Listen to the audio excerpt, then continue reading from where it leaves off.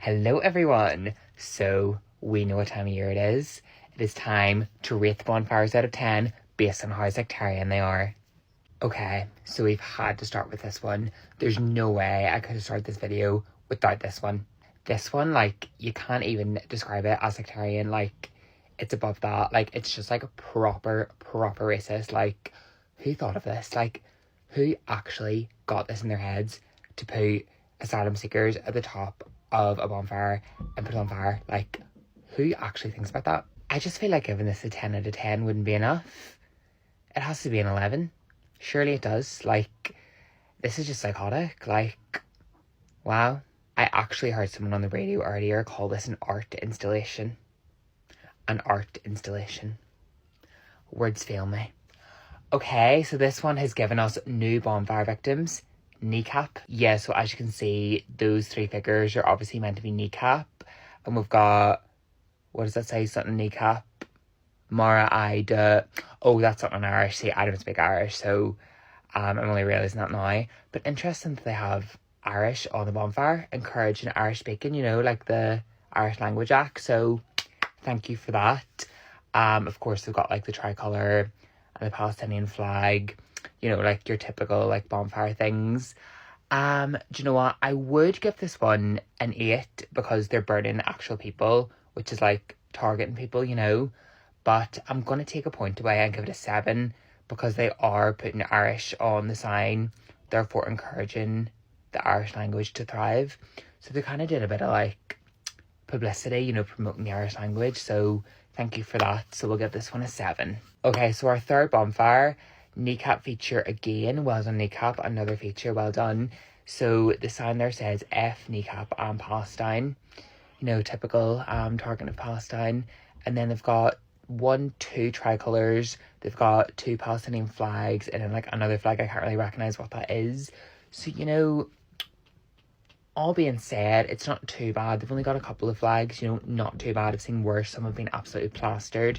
So I'm going to give this one, do you know what, I'm going to say a 5 out of 10. It's not too bad. It's quite light on the sectarianism, I would say. Okay, so this one, we've got a massive tricolour.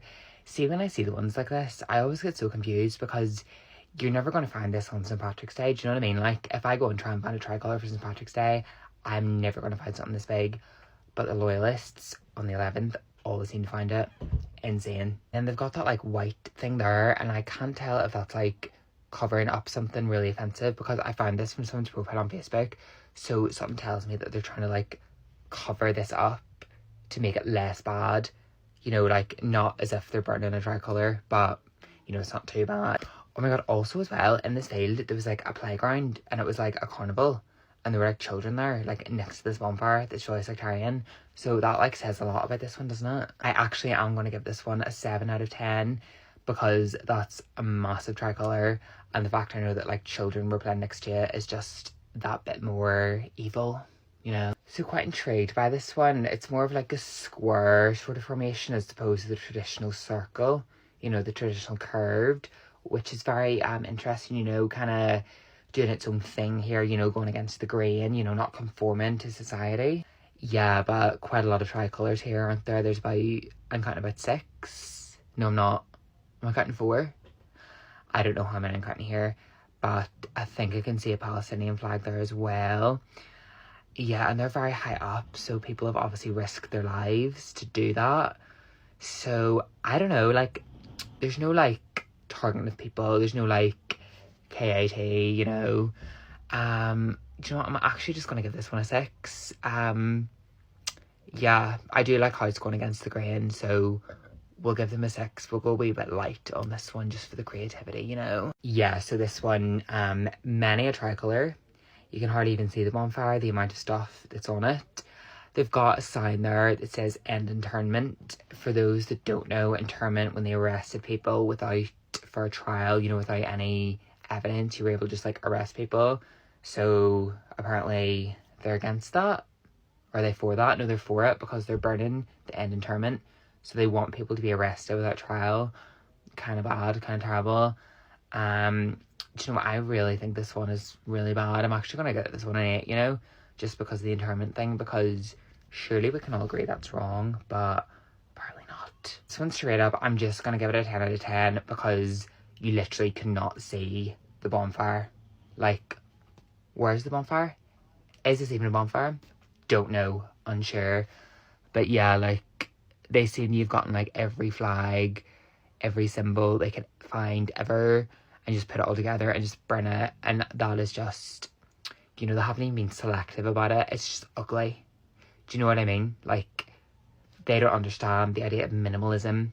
You know, the best bonfires, in my opinion, are quite minimalist and selective in what they burn. But this one, they were just like, burn it all, which shows the height of the sectarianism, in my opinion. So yeah, we're going to give this one a 10 out of 10. So this one is like perfectly crafted. Like, that curve is just amazing. Like, wow, craftsmanship. This is craftsmanship. However, they've got like quite a range of flags on there. You know, they've got the tricolour. Someone told me last year that was like a Plough in the Stars flag. I got it wrong last year. I thought it was a European Union flag. I was so embarrassed.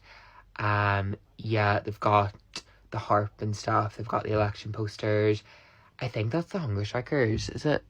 Okay, no, that's not the Hunger Strikers. That's the 1916 memorial. So they're going like way back in their history, you know, burning 1916 things because obviously they're against that.